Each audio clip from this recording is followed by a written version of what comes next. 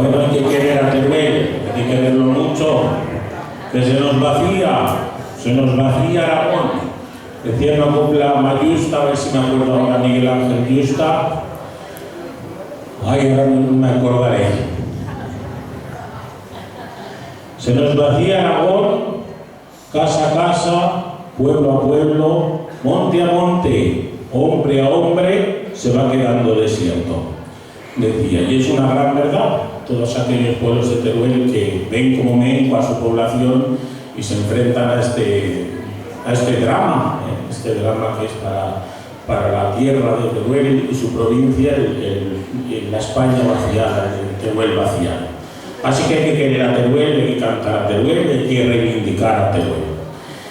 No vamos a Teruel, pero en un baile ahora en este caso, esta mañana ya les he contado que en la ciudad de Caspe, en la provincia de Zaragoza, se baila un bolero, no una jota, y en su letra dice que el bolero lo trajeron de Castellón, o sea que parece ser que lo que viene a decir la letra es que los de Caspe no inventaron el bolero lo inventaron los de Castellón.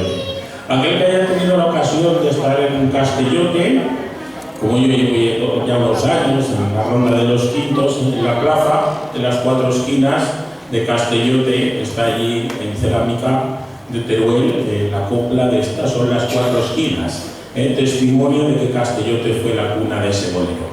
Bueno, pues a continuación vamos a disfrutar del baile de ese bolero de Caspe.